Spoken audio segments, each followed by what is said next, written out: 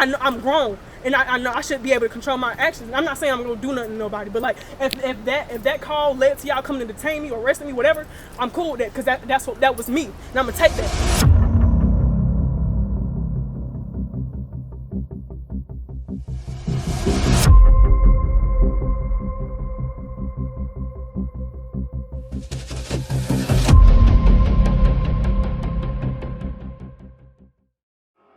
I'm Deputies Sisk with Spartanburg County Sheriff's Office.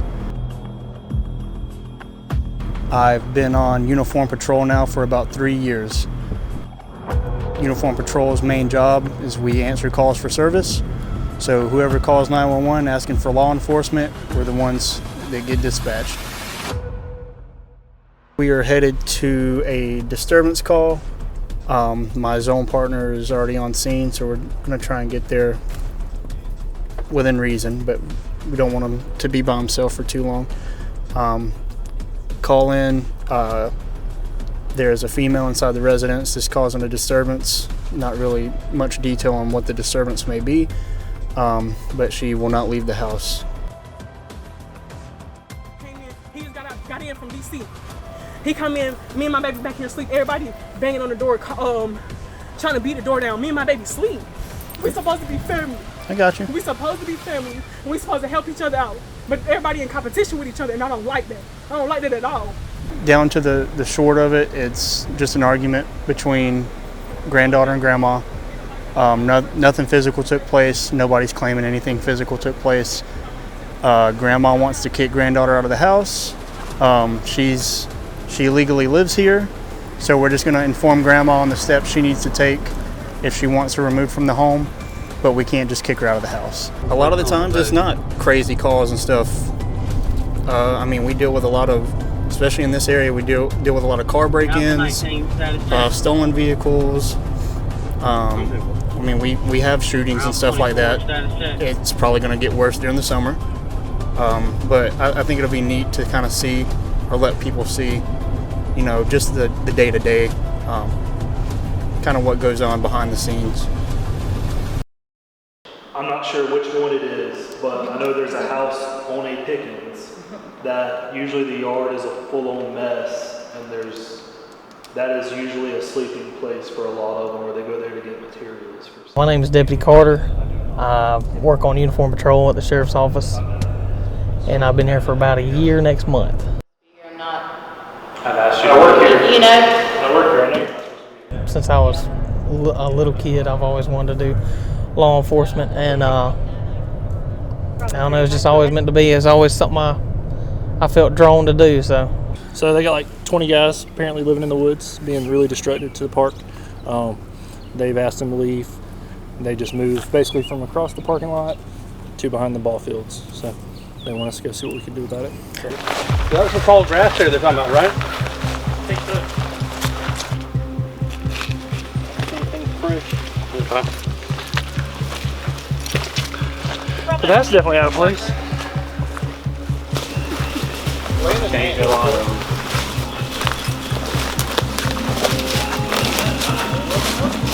Can we hear them?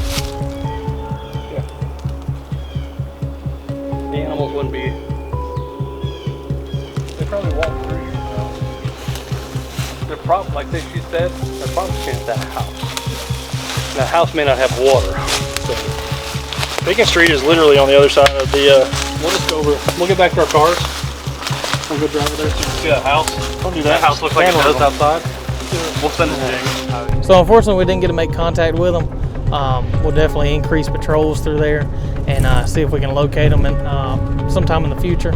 But right now, we're going across town to go try to serve a General Sessions bench warrant on the lady, and we'll pick up from there.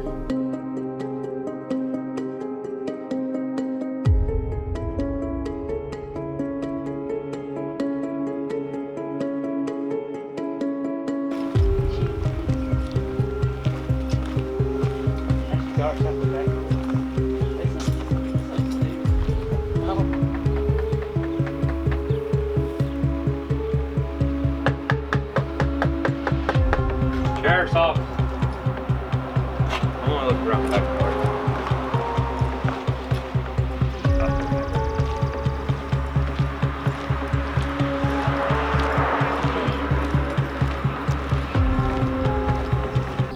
if y'all would.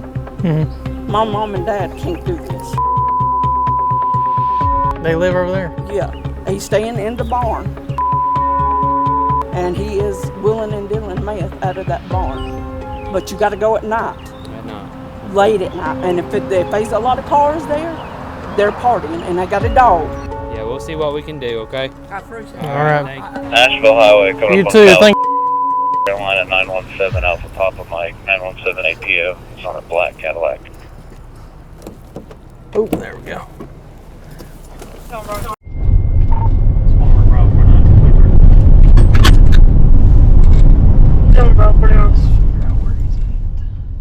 So during the summer, obviously all the schools are out for a couple months. The heat comes in, it kind of, I think it drives people to a certain point.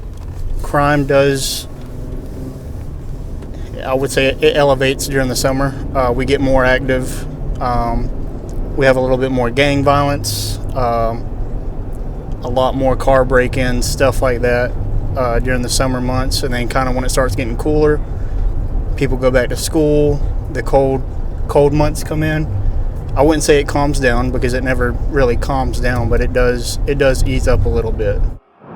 Have a disturbance with weapons, College Point Apartments. Caller stated several subjects were trying to jump on the caller's daughter and one of them had a brick. States they walked off at this time, no direction of travel yet.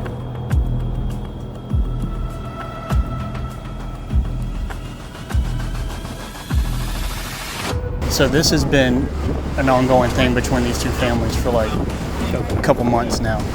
There's been like 2 or 3 reports where they're pulled guns on each other or whatever. I'm pretty sure most of it's been unfounded, but it's just going to be... Well, if you want to, they said he's in building 600 at the very top in the middle. You want to go roll over there with him? Yeah. Did anybody get this on recording or anything like that? No, just so happened I just put my green camera back up because it was dead. It was on the charge. So it didn't record anything? No. Okay. Can I get your name, man? This has been ongoing. She's supposed to keep her kids down there. Did you see anything happen? Were you with her up there? No, I ain't see nothing happen, but I did hear some few things. I called little bro name. I'm walking to my twin house, call little bro name. Little bro got to running and come back with 3 people. Me and you walking 2 different ways. Why was you running from me, bro? It's always something. It's always the little one that always get the stuff started. He run back to his mama and make like he got guns or whatever. It's the little boy. I done actually seen out the window where he was telling the people upstairs he had a gun. We get here, the 2 parties are separated, which is a good thing, so we can talk to them both, get both sides of the story. One party, said that they were the victim of a crime, that there was Spartanburg 115. There was a gun presented, and then they ran back home. Roger, I don't know if you already The got, other party advised, but the red light at Highway stated that they were the Highway victim, 176 and that someone showed up to their house with a brick, threatened them to beat them up with a brick, and so they called. So at this point, there's no camera footage, there's no cameras on the complex, none of them were able to record the altercation. So we've done as much as we can as far as investigating, getting all involved, getting all their information, getting their stories. That will be put into a report.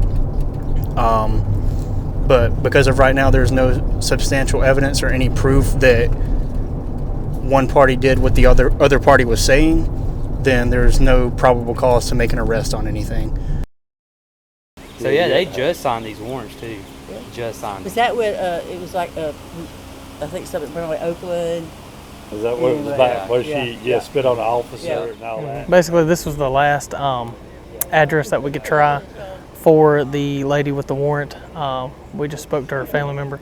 They said that she has since passed away since they've signed the warrant. So we explained to them just take a, the paperwork, death certificate or whatever to the warrant's office, and they can get that taken out of our system, so we don't have to come back here anymore. What's your name? Brother. Is he here? I just checked. There's nobody in the house. I mean, I checked in the upstairs. Did somebody call or? Yeah, his wife. What's her name? I don't know. I mean, Bravo 49, her name's gonna be. A local police department, which was Chesney. They had a call of a female who's barricaded herself and her kids inside their house. her husband was intoxicated and he came out, and she said he had a pistol, and she said he fired into the air. So with that type of call, we responded with lights and sirens.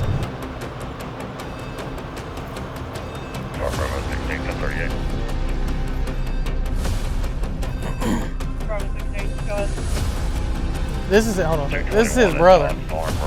This is his brother, the husband's brother. Yeah. That's what we're trying to look for.